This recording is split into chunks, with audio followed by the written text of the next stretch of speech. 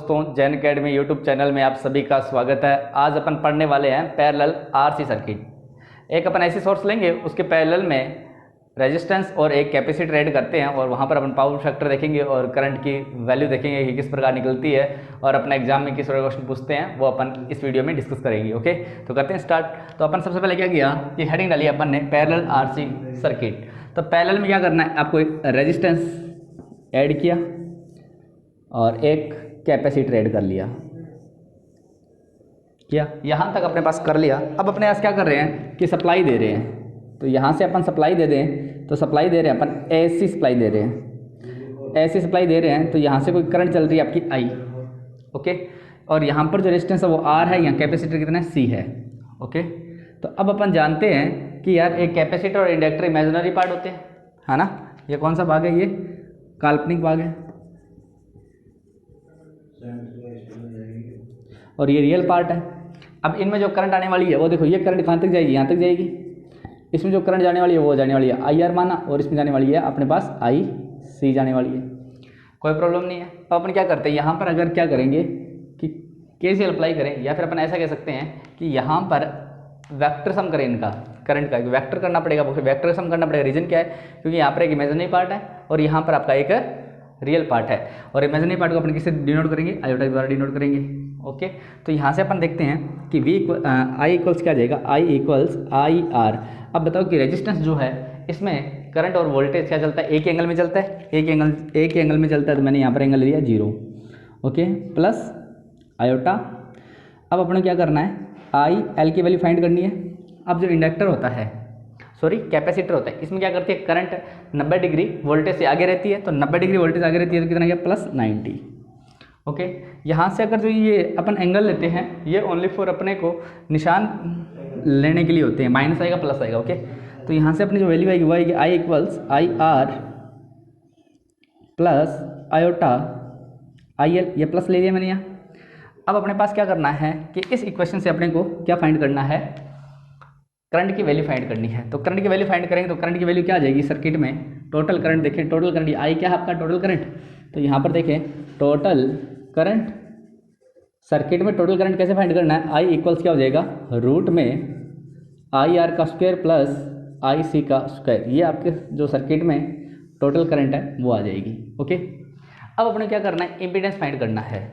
Impedance निकालें, तो impedance निकालने के लिए वापस अपने पास क्या करना पड़ेगा, इम्पीडेंस होता क्या है, पहले तो याद रखिए इम्पीडेंस क्या चीज़ थी। इम्पीडेंस होता है आपका जेड। अब अपन देखें कि इम्पीडेंस इस सर्किट में इम्पीडेंस निकल सकता है क्या, पैरेलल है ना। तो पैरेलल है तो क्या क्या निकलेगा इसमें, इसका अपोजिट क्या, एडमिटेंस। और एडमिटेंस क्या होता है आपका वाई इक्वल 1/z। ये अपन ने डिस्कस कर रखा है ना ऑलरेडी, कोई प्रॉब्लम नहीं है। अब अपने पास 1/z निकल सकता है, एडमिटेंस निकल नहीं सकता, एडमिटेंस फाइंड कर नहीं सकते थे। अब अपन क्या कर सकते हैं कि एडमिटेंस फाइंड करना है, तो यहाँ पर मैंने लिखा एडमिटेंस। तो जैसे अपन एडमिटेंस फाइंड करेंगे तो एडमिटेंस जो होगा अपना वो होगा y। अब y निकल कैसे सकता है, तो यहाँ पर मैंने क्या किया कि इस इक्वेशन के अंदर मैं अगर v से डिवाइड कर दूँ, क्योंकि यहाँ पर जो वोल्टेज आपका v रहेगा वो पैरेलल में यहाँ पर भी v रहेगा और रेजिस्टेंस पर भी क्या रहेगा, v ही रहेगा, और कैपेसिटर वोल्टेज रहेगा वो भी आपका v ही रहेगा, क्योंकि पैरेलल सर्किट है ना। तो मैंने क्या कर दिया, इस इक्वेशन को मैं v से डिवाइड कर देता हूँ। तो मैंने जैसे v से डिवाइड किया तो अपने पास क्या फॉर्मूला आ जाएगा, देखो i इक्वल जो इक्वेशन है अपने पास आई आर प्लस आयोटा आई सी। इसको मैंने अगर v से डिवाइड किया तो जैसे मैं v से डिवाइड करूँगा इसको, देखें v और ये v डिवाइड कर दिया। यहाँ से अगर देखो i अपॉन v क्या बनता है, ये y, और ये क्या बनना आपका g, और ये क्या बन रहा है आयोटा डी सी, हो गया।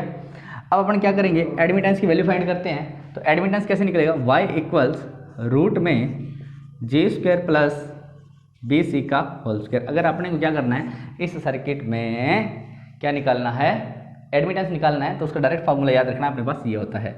अगर अपने इसमें पावर निकालें तो अपन क्या करेंगे कि इस इक्वेशन को अपन क्या करते हैं, पावर क्या होता है, पहले पावर देखें कि पावर अपन फॉर्मूला होता है v इंटू आई होता है। अगर मैं क्या कर दूँ, इस इक्वेशन के साथ में वोल्टेज को मल्टीप्लाई कर देता हूँ, अपने पावर आ जाएगी, है ना। तो मैं बस वही काम करूँगा कि यहाँ से इस इक्वेशन के साथ, या फिर अपन ऐसा कह सकते हैं इक्वेशन फर्स्ट के साथ v को मल्टीप्लाई करने पर, तो यहाँ पर लिख देते हैं अपन इक्वेशन फर्स्ट को v से गुणा करने पर, तो जैसे अपन मल्टीप्लाई करेंगे तो अपने पास इक्वेशन देखो कौन सी है, i equals I R plus iota I C. अब अपन v से मल्टीप्लाई करें, देखो v से मल्टीप्लाई कर दिया, इसको v से मल्टीप्लाई करिए, देखो ये पावर बन गई, ये सर्किट क्या बन रही है, टोटल पावर। और सर्किट की टोटल पावर कौन सी कहलाती है, एपरेंट पावर।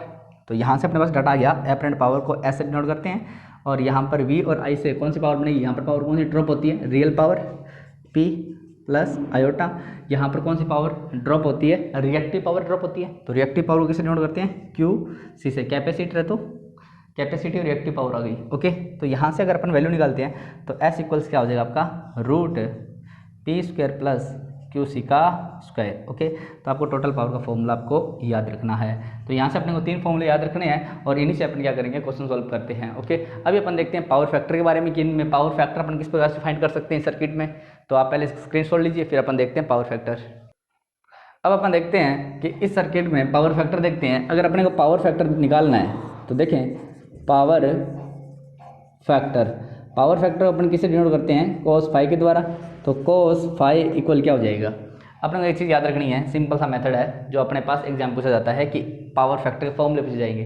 किस प्रकार निकालना है अपने को, एक चीज़ याद रखें कि यार रेजिस्टेंस में जो क्रिया हो रही है उसको ऊपर लिख लेना, और सर्किट में जो टोटल क्रिया हो रही है उसको नीचे लिख लेना। नीचे मतलब रेजिस्टेंस जो क्रिया हो रही है उसमें भाग लगा देना।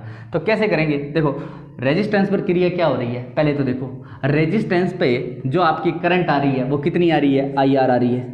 रेजिस्टेंस पे क्रिया कितनी हो रही है, रेजिस्टेंस पे करंट कितनी आई आर आई, और टोटल सर्किट की करंट कितनी है, आई है। अगर आई आर में आई का डिवाइड कर दो तो क्या बन जाएगा, पावर फैक्टर बन जाएगा। इसी प्रकार अगर अपन देखें, आगे चलते हैं कि यहाँ पर जो आपका पैरेलल है, तो यहाँ पर क्या बन रहा था, आपका जी बन रहा था। रेजिस्टेंस का उल्टा कंडक्टेंस होता है ना। और इस सर्किट की टोटल चालकता किसे दिखाते हैं, वाई के द्वारा दिखाते हैं, एडमिटेंस। तो रेजिस्टेंस पे क्रिया क्या हो रही है, चालकता बन रहा है, और पूरे सर्किट की चालकता को किससे दिखाते हैं, एडमिटेंस से, वाई। बढ़ गया पावर फैक्टर, कोई प्रॉब्लम नहीं है ना। इसी प्रकार अगर अपन आगे चलते हैं कि यहाँ से अगर अपन देखें कि यार जो इस सर्किट की टोटल पावर है वो कितनी है, एस एपरेंट पावर है। अब ये बताओ कि इस रेजिस्टेंस पे पावर कितनी ड्रॉप होती है अपने पास, रियल पावर। और रियल पावर को किससे डिनोट कर रहे हैं अपन, पी से। तो यहाँ पर जो पावर का फॉर्मूला, पावर फैक्टर हो गया, कितना हो गया, P अपॉन एस। तो ये आपके 3 फार्मूले हैं जो वेरी वेरी इंपॉर्टेंट है। इन तीनों का यूज करके अपन यहाँ पर पावर फैक्टर फाइंड कर सकते हैं। तो आप यहाँ पर स्क्रीनशॉट लें, फिर अपन इसके क्वेश्चन देखते हैं। अब अपन देखते हैं क्वेश्चन किस प्रकार से आता है अपने पास। तो सिंपल सा क्वेश्चन है। तो देखें कि चित्र में एडमिटेंस का मान ज्ञात करो, मतलब इसमें एडमिटेंस की वैल्यू निकालनी है। तो एडमिटेंस क्या होता है वो देखें। तो एडमिटेंस का फॉर्मूला अपने पास अभी पढ़ के आए, वाई इक्वल्स क्या होता है, J square plus B L का बी सी का स्क्वायर, और किसमें, रूट में। तो वाई इक्वल्स देखो जी का स्क्वायर कितना हो रहा है, जी क्या, ये वैल्यू किसकी है, जी की, और ये वैल्यू किसकी, आपकी ससेप्टेंस की। ओके, तो यहाँ से अपने पास डाटा निकले, देखो क्या आएगा, जी स्क्वायर की वैल्यू करनी है। जी स्क्वायर की वैल्यू कितनी होगी, 64 प्लस बी सी की वैल्यू कितनी है आपकी, बी सी की वैल्यू कितनी है, 6 की कितनी आ गई, 36। अब देखो y इक्वल कितना आ गया आपका 100, और 100 की वैल्यू कितनी आ गई, रूट में 10 महो। तो आपकी जो y की वैल्यू है वो कितनी आ गई, 10 महो। तो यहाँ पर आंसर जो होगा आपका A होगा। ओके, तो अब अपन बढ़ते हैं नेक्स्ट क्वेश्चन की तरफ। अब अपने पास ये क्वेश्चन दिया गया है, इसमें दिया गया देखो रेजिस्टेंस पे करंट 8 एम्पियर आ रही है और इस पे आ रही है 6 एम्पियर, है ना। इसमें क्या करना है, पावर फैक्टर की वैल्यू निकालनी है। अब अपने को इसमें पावर फैक्टर की वैल्यू निकालनी है, पावर फैक्टर की क्या वैल्यू होगी। तो यार अपन पावर फैक्टर की वैल्यू जानते हैं। तो अपन जानते हैं कि जो पावर फैक्टर होता है वो होता है cos फाई इक्वल, एक तो होता है जी वाई ओके अपॉन वाई, एक होता है आपका P अपॉन एस, और एक होता है आई आर अपॉन आई, है ना। तो यार यहाँ पर ना तो कंडक्टेंस दिया हुआ है ना एडमिटेंस दिया हुआ, तो ये फॉर्मूला अपना लगने वाला है नहीं। अब अपन बात करते हैं P बटा एस, पावर है क्या, पावर दे ही नहीं रखी है, तो ये फॉर्मूला भी नहीं लगा सकते अपन। अभी डायरेक्ट निकालना है ना, तो नहीं लगा सकते। करंट अगर जरूर दे रखी है तो ये बड़ा फॉर्मूला अपना अप्लाई हो सकता है ना। तो यहाँ पर अपन देखें कि कोस फाई इक्वल क्या हो गया, आई आर अपॉन टोटल आई। अब यार आई आर की वैल्यू तो दे रखी है पर टोटल आई की वैल्यू नहीं दे रखी, यहाँ पर ये प्रॉब्लम। तो यहाँ पर अपने क्या करना है, आई की वैल्यू निकालनी पड़ेगी। और आई की वैल्यू देखो सर्किट में टोटल करंट की वैल्यू निकालनी है, और वो किस प्रकार से निकलेगी वो अपन निकालते हैं। तो कैसे निकालें circuit total current, I equals क्या बताया था आपको कि आई आर का स्क्वायर प्लस आई सी का स्क्वायर और किस में, रूट में, है ना। तो ये फॉर्मूला हो गया। तो यहाँ से अगर अपन वैल्यू देखेंगे तो देखो कितना हो गया, 64 प्लस 36। अभी अपन निकाल के आए हैं, कितना आ गया था आपका, 10 आ रहा था इसका रूट, क्योंकि यहाँ पर अपन ने यही तो सॉल्व किया है ना। यहाँ से अगर अपन बात करते हैं कि आई की वैल्यू कितनी आ गई, 10 एम्पियर आ गई। और अब अपन क्या कर सकते हैं, पावर फैक्टर निकालना है। तो पावर फैक्टर का फॉर्मूला क्या था अपने पास, cos phi equal I R upon I. अब देखो cos phi equal I R की वैल्यू कितनी है, आई आर की वैल्यू देखो 8 एम्पियर है, तो ये हो गया 8। अब देखो टोटल करंट कितनी आ रही है, टोटल करंट आपकी 10 एम्पियर है, यहाँ से कितनी भेज रही है आप, 10 एम्पियर। ओके, तो यहाँ पर टोटल करंट कितनी है, 10 एम्पियर। तो यहाँ से कितना आ गया, कोस फाई की वैल्यू कितनी आ गई, 0.8। अब देखो कैपेसिटर लगा हुआ है ना, तो कैपेसिटर लगा, पावर फैक्टर कैसा होगा, बढ़ेगा, लीडिंग होगा। तो यहाँ पर कौन सा पावर फैक्टर आ गया, लीडिंग पावर फैक्टर आ गया। अब देखो यहाँ पर ये ऑप्शन कहाँ पर है, तो मतलब लीडिंग लैगिंग का तो कोई मेंशन ही नहीं कर रखा, डायरेक्ट इसने क्या दे रखा है, पावर फैक्टर की वैल्यू दे रखी है। तो अपने कितनी आ रही है, 0.8। तो ऑप्शन कौन सा हो गया, बी। काफी अच्छे क्वेश्चन थे, आप स्क्रीनशॉट लें। नेक्स्ट क्वेश्चन देखते हैं। अब अपन देखते हैं नेक्स्ट क्वेश्चन। तो देखो क्या हो रहा है कि समांतर आरसी परिपथ में आर की वैल्यू 5 ओम है, एक्स की वैल्यू 12 ओम है, तो इम्पीडेंस की वैल्यू याद करें। अब काफी अच्छा क्वेश्चन है, थोड़ा ध्यान से देखना कि यार अपने पास समांतर सर्किट दे रखा है। देखो थोड़ी सी प्रॉब्लम क्रिएट कर दी इस क्वेश्चन ने कि समझना है वैसा आपको, ठीक है ना। समांतर सर्किट है, समांतर बना दिया। अब क्या कह रहा है, इम्पीडेंस की वैल्यू निकालनी, मतलब यहां पर टोटल आपको प्रतिरोध निकालना है। आर की वैल्यू कितनी दे रखी है, आर की वैल्यू 5 ओम है, और यहां पर इसकी वैल्यू कितनी दे रखी है अपने पास, 12 ओम। एक्स की वैल्यू 12 ओम दे रखी है। यहां पर अपने को जेड फाइंड करना है। अगर यार यहां पर अपने पास वाई पूछता तो अपन इजीली कर सकते थे। अब अपने पास क्या करना है कि यहां पर जेड की वैल्यू फाइंड करनी है, तो जेड की वैल्यू कैसे निकाले, ये सबसे बड़ी प्रॉब्लम आ रही है ना। तो यहां से देखो कुछ नहीं करना, बिल्कुल सिंपल सा है। आपको क्या करना है कि जेड वाला फार्मूला आपको याद होगा कि जेड वाला फार्मूला अगर अपन कहते थे I square R square plus X L का स्क्वायर, है ना, ये यूज कर लें। यहाँ ये यूज नहीं करना डायरेक्ट यहाँ, ओके, याद रखना है, ये डायरेक्ट यूज नहीं करना। कैसे करना है इस क्वेश्चन को, वो थोड़ा ध्यान से देखना, और काफी इंपॉर्टेंट क्वेश्चन है। तो मैंने क्या किया कि अगर मेरे को जेड की वैल्यू निकालनी है समांतर परिपथ में, तो आपको एक फॉर्मूला याद रखना पड़ेगा। कि क्या याद रखना पड़ेगा, आपको क्या करना है, दोनों को देखो, इन दोनों को मल्टीप्लाई करो, समांतर में कर रहे हैं ना, तो इन दोनों को क्या कर दो, मल्टीप्लाई कर दो। तो मैंने क्या कर दिया, इन दोनों का मल्टीप्लाई कर रहा हूं मैं, आर इंटू एक्स सी, ये एक्स सी तो है ना, ये आर है। इन दोनों को आपको क्या करना है, मल्टीप्लाई करना है। वो वाला फॉर्मूला आपने पढ़ा है, दो प्रतिरोध समांतर क्रम में लगे हो अलग अलग वैल्यू के, तो अपन कैसे निकालते थे, दोनों का गुणा बटा दोनों का जोड़, ऐसे करके निकालते थे ना। तो देखो दोनों का गुणा करना है, तो दोनों का गुणा कर दिया मैंने। अब मेरे को क्या करना है, ये देखो दोनों का मल्टीप्लाई कर दिया, गुणा कर दिया। अब मेरे को क्या करना है, इन दोनों का जोड़ करना है। और मैं इन दोनों का जोड़ करता हूं, उसी को अपन क्या बोलते हैं, जेड बोलते हैं ना, इसी को अपन क्या बोलते हैं, जेड बोलते हैं। पर यार अब जेड तो अपन लिख नहीं सकते, क्योंकि जेड की वैल्यू तो अपन को निकालनी है। तो जोड़ कैसे करना है इनको, देखें। अब जोड़ जो करेंगे वो ऐसे किया जाएगा, R square plus X L का स्क्वायर। ओके, क्यों, रीजन क्या, ऐसा मैंने क्यों किया, आपके दिमाग में घूम रहा होगा कि सर ये फॉर्मूला अपन ने क्यों लिखा, इसका रीजन क्या है। इसका रीजन भाइयों ये है कि दोनों समांतर क्रम में है, माना दो प्रतिरोध समांतर क्रम में, तो अपन क्या करते हैं, दोनों का गुणा बटा दोनों का जोड़ वाला फॉर्मूला यूज करते हैं ना। तो दोनों का गुणा करने वाला तो डायरेक्ट ले सकते हैं, इमेजिनरी पार्ट है, डायरेक्ट ले लिया अपन ने। अब अपने को क्या करना है, ऐड करना है, इन दोनों को अपने को ऐड करना है। ऐड अपन किससे करते हैं, जेड से करते हैं, और उसका फॉर्मूला होता है आपका R square plus X L का स्क्वायर होता है ना। बस इन दोनों का ऐड करने के लिए मैंने क्या कर दिया, ये वाला फॉर्मूला यूज किया है, और कुछ नहीं किया। ओके, तो यहाँ से अपन जेड इक्वल्स निकालेंगे तो कितना हो जाएगा, देखो दोनों का मल्टीप्लाई किया, तो इन दोनों को मल्टीप्लाई किया, 12 पंजे 60, ये 60 आ गया, बटे अपने को क्या निकालना है, इन दोनों का आर का स्क्वायर करना है, तो 25 हो गया। देखो 5 है तो 25 हो गया, प्लस एक्सएल का स्क्वायर किया तो कितना गया 144 हो गया। यहाँ से अगर अपन सॉल्व करेंगे तो 60 बटा कितना आ जाएगा 169, है ना 169।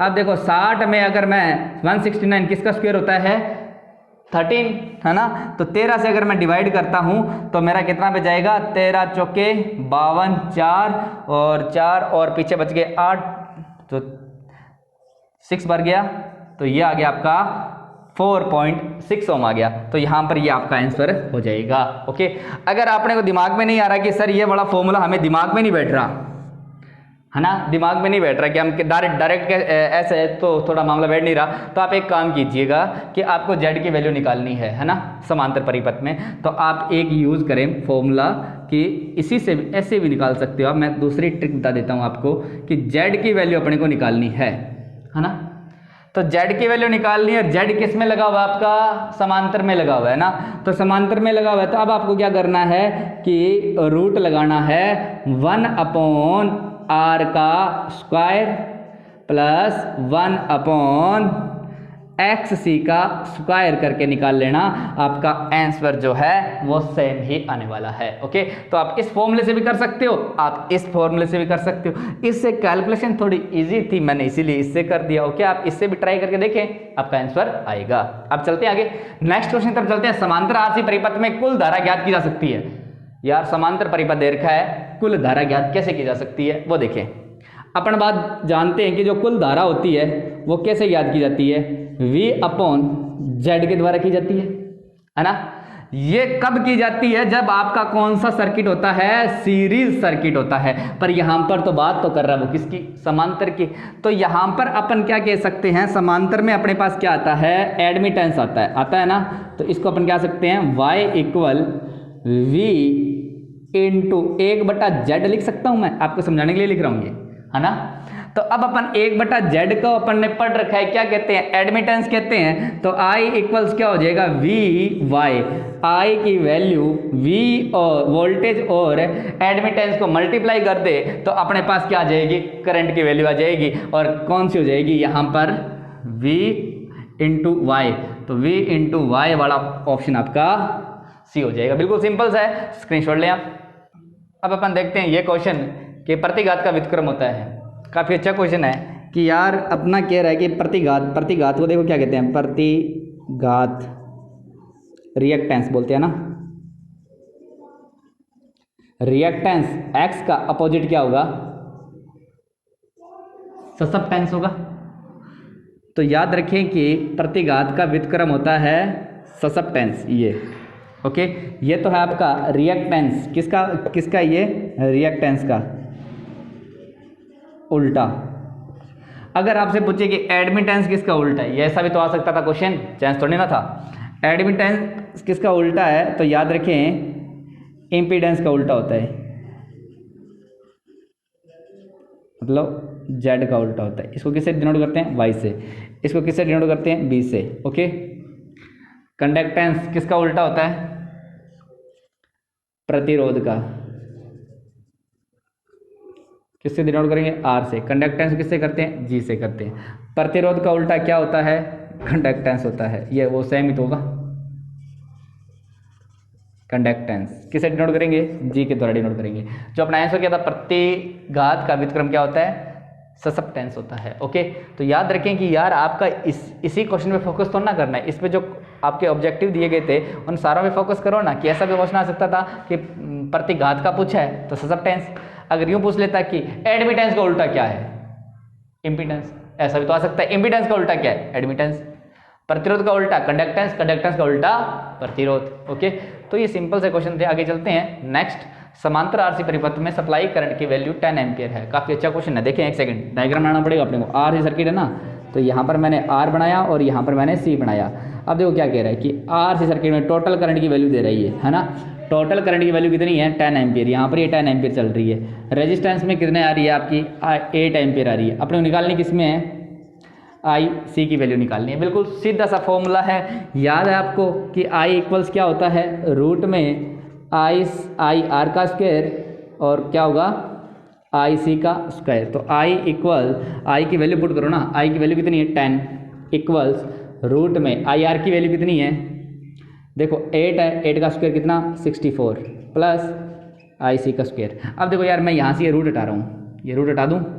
जैसे ही मैंने रूट हटाया तो यहाँ पर क्या आएगा स्क्वायर, स्क्वायर 10 का स्क्वायर 100 64 प्लस आई सी का स्क्वायर। देखो 64 इधर लेके आएंगे तो क्या हो जाएगा माइनस का, और 100 में से 64 गए तो कितने बच गए आपके 36 बराबर क्या हो गया आई सी का स्क्वायर। जैसे स्क्वायर हटाएंगे तो यहाँ पर क्या आ जाएगा रूट आ जाएगा, और यहाँ अपने पास आई सी की वैल्यू आ जाएगी, वो आ जाएगी 6 एम्पियर, क्योंकि 36 का रूट जो होता है वो 6 होता है। ओके, तो यहाँ पर क्या आ जाएगा 6 एम्पियर। तो यहाँ पर 6 एम्पियर कौन सा है, ये 8 एम्पियर आंसर हो नहीं सकता, 3 हो नहीं सकता। ओके, तो ये काफ़ी अच्छे क्वेश्चन थे। आप देखते हैं नेक्स्ट क्वेश्चन। अब अपन देखते हैं, काफ़ी अच्छा क्वेश्चन है, सारे अपने डाउट्स है जो क्लियर हो जाएंगे। देखो दिए गए परिपथ में निम्न का मान ज्ञात करो। ये अपने पास एक सर्किट दे रखा है, अपने को 3 क्वेश्चन फाइंड करने हैं। सिंपल सा क्वेश्चन है। देखें, परिपथ में प्रतिबाधा का मान ज्ञात करो। तो अपने को क्या करना है, प्रतिबाधा मतलब जेड की वैल्यू निकालनी है। समांतर क्रम में है, थोड़ा सा अलग रहता है, प्रतिरोध इम्पीडेंस निकालना। देखो अपने को निकालना है क्या, इम्पीडेंस निकालना, और इम्पीडेंस को अपन जेड बोलते हैं। समांतर क्रम में अपना इम्पीडेंस नहीं निकलता। कैसे, अगर अपन रूट में अगर अपन फॉर्मूला अगर याद हो ना, समांतर क्रम में अपना फॉर्मूला लगता है y इक्वल्स रूट में जी स्क्वायर प्लस और क्या था B square. Okay, B C का स्क्वायर। ये वाला फॉर्मूला अगर अपन यूज कर सकते हैं तो देखो यार अपने पास तो यहाँ पर r दे रखा है, यहाँ पर भी अपने पास x दे रखा है। ये वैल्यू कौन सी है, x सी की है, और ये वैल्यू अपने पास r की है। यहाँ पर अपने को z की वैल्यू निकालनी है। तो अगर हम फॉर्मूला अपन ये भी तो यूज नहीं कर सकते, z इक्वल्स कौन सा रूट में आर स्क्वायर प्लस एक्सएल का स्क्वायर। दिमाग में आ रहा होगा सर ये फॉर्मूला यूज कर लें। ये यार ये सीरीज सर्किट के लिए, समांतर सर्किट के लिए नहीं है। अब क्या करें तो अपन, तो यहाँ पर अपने को क्या करना है, z की वैल्यू निकालनी है ना। तो यहाँ पर z की वैल्यू निकालनी है सर्किट में। तो ध्यान रखें कि आपको z की वैल्यू फाइंड करनी है तो अपन को क्या करना पड़ेगा, दोनों को देखो पैरेलल में है, दोनों रेजिस्टेंस दे रखे हैं, तो दोनों को क्या कर लो, गुणा कर लो। तो मैंने क्या कर दिया, दोनों को गुणा करना है। तो कहने का मतलब r और x को गुणा कर दो, बटा में क्या कर दो आप है, इन दोनों का जोड़ करना है। अब जोड़ करना होता है तो अब सेम क्वांटिटी है तो जोड़ कैसे प्रकार का जोड़ किया जाएगा, अपने पास वेक्टर सम करना पड़ेगा। और वेक्टर सम का मतलब होता है कि यहाँ पर आपको करना पड़ेगा r का स्क्वायर प्लस x का स्क्वायर। ओके, कोई दिक्कत नहीं है। अब अपने पास यहाँ z वैल्यू फाइंड हो जाएगी। z इक्वल्स क्या हो जाएगा, r की वैल्यू कितनी है आपकी 4, x की वैल्यू कितनी है आपकी 3 अपॉन में, ये देखो z की वैल्यू क्या निकालनी है। तो देखें z की वैल्यू, तो देखो r कितना है 4 का स्क्वायर 16, x की वैल्यू 3 का स्क्वायर 9। तो अपने पास जो z की वैल्यू आएगी वो क्या कैसे निकलेगी, z इक्वल्स 4 या 12 बटे रूट 25। अब देखो z इक्वल्स 12 बटे रूट 25 का मतलब 5। तो अपने पास आ गई ये 2.4 ओम आपका क्या आ जाएगा, इम्पीडेंस आ जाएगा। अगर आपको ये डाटा फिर समझ में नहीं आया तो आप एक याद रखें कि यार अपन ये वाला फॉर्मूला यूज करें तो अपन देखो इसको क्या लिख सकते हैं। तो z इक्वल्स क्या हो जाएगा आपका रूट में 1/r का स्क्वायर प्लस 1/x का स्क्वायर करके भी आप डायरेक्ट इम्पीडेंस निकाल सकते हो, जो आपको बेटर लगे। पर ये इसी से आप ट्राई करना, मैंने आपको डायरेक्ट निकाल के दिखाया है। ओके, आपका आंसर क्या आ जाएगा, सेम हो जाएगा। अब अपन चलते हैं नेक्स्ट क्वेश्चन पे। प्रतिरोध में धारा का मान ज्ञात करें। अब अपने क्या करना है, यहाँ पर कोई करंट की वैल्यू निकालनी है, IR की वैल्यू निकालनी है ना। तो यहाँ पर मैंने माना सेकेंड क्वेश्चन, देखो R की वैल्यू अपने पास दे रखी है, रेजिस्टेंस लिख लेते हैं यहाँ पर, ये रेजिस्टेंस की वैल्यू निकालनी, सॉरी रेजिस्टेंस पर करंट की वैल्यू निकालनी है।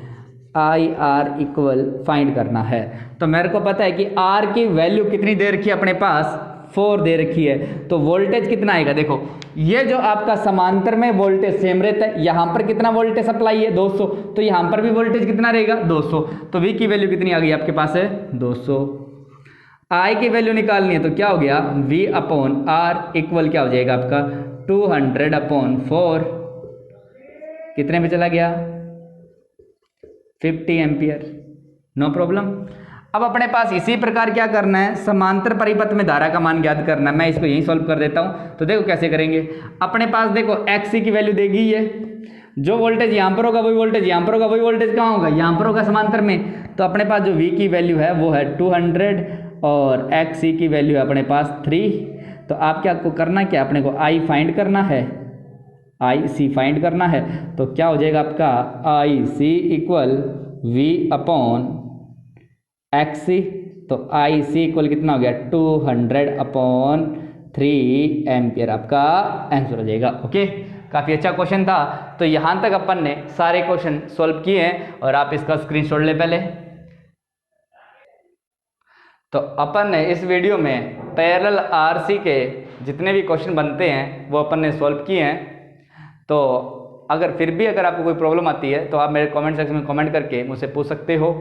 और इस वीडियो को ज़्यादा ज़्यादा शेयर करें जिससे हर बच्चे के पास पढ़ाई का मटेरियल पहुंच सके। Okay, bye bye.